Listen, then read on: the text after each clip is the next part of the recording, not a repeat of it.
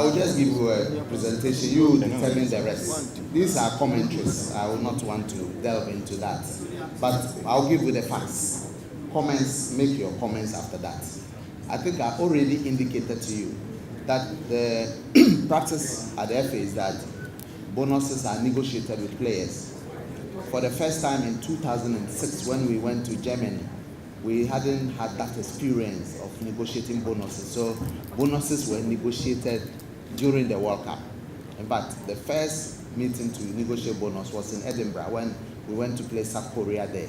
So we took a cue from that and said that we did not want our future campaigns, either at the Nations Cup or World Cup, to be distracted with negotiations on money. So when we were going to the World Cup in South Africa, we did a negotiation with the players well before the tournament. We agreed on the amounts and then there was no dispute further. Then in 2014, we met the team in Podgorica when we played Montenegro, and that was where the negotiation took place. But that negotiation ended in a stalemate. Whereas players were demanded 100,000 USD, we had offered to our waist end was 82,500. And we considered so many things, including the ability of the country to pay that amount. We also looked at the increase that FIFA was making on the appearance fee, the increase over the 2010 appearance fee. If we look at it, the average increase on it was 10%. That's why we proposed a 10% increase on the 2010 figure. So this was a point that we persuaded the players to accept. So we left that meeting after a 3-hour negotiation in a deadlock. So we came back to Ghana and had a series of meetings amongst FA executives and with the ministry. And then we all took a decision that the country could not afford an amount higher than the 82,500. So we're still going to pursue our position of convincing players.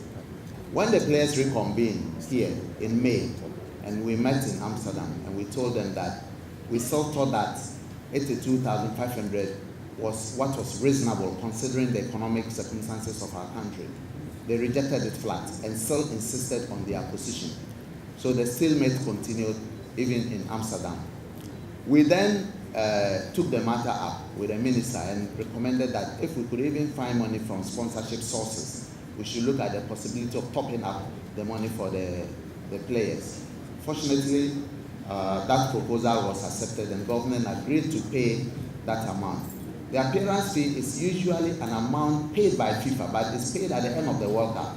So whatever government pays is like an advance, which is refundable after the World Cup. So there was then an agreement.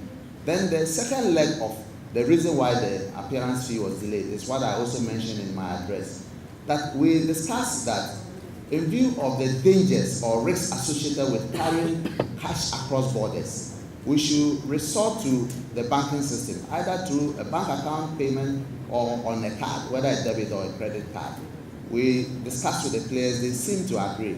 But when they reconvened, there were differences in opinions amongst them. The long and short of it was that it became optional. Some of them were not enthused at all. They said they wanted cash. So the challenge then was how to get the cash to the country, across to Brazil, to the players. Now, when we got to Brazil, we were very hopeful that the money will come. But there were challenges with getting an aircraft because carrying monies up to that amount through transit had its own challenges.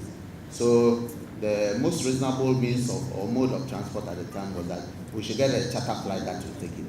And there were delays in getting landing permits. Each day in, day out, there were challenges with getting the landing permit.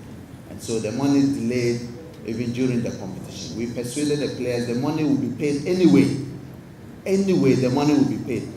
Whether it delays or it doesn't delay, it will be paid. But they wanted to see the cash. And that was where the challenge was. So they played the first game, they played the second game, and they were on the verge of playing the third game and the money hadn't come. And that was when the problem got heightened. And we got the money on Wednesday, and the match was played on on Thursday, and a lot of harm had been caused then. I'm not in the position to say this person was responsible for this or that, but this is the fact as I give to you. In 2006, the same practice was adopted. Cash was carried from Ghana to Germany and paid to players. In 2010, the same practice was adopted. Cash was picked from Ghana to South Africa and paid to players. That is the practice. The issue now is whether that practice is sustainable or not. And that is why the executive committee has taken the position that as part of the conditions for invitation to the Black Stars in future, we have to sign contracts with players and put it clearly the mode of payment. If a player thinks that mode of payment is not acceptable to you, you may opt out of the Black Stars because it's created too many problems for us. If there was an agreement on payment into bank account even here, all this wahala will not have come about. But we need to reorient ourselves and take a position and stand by it. And that's the position of the executive committee. I was making another point that on Tuesday, prior to the game on Thursday, we were to travel to Brasilia from Maceió. Our team base camp was in Maceió. We delayed in getting to the airport because of player protests and agitations for the money. And so FIFA wrote a warning letter to Ghana that delaying to go to the airport constituted bringing the game of football into disrepute. And Ghana was referred to the disciplinary committee for further sanctions. So we had to explain why. We explained that the delay was occasioned by a bonus round.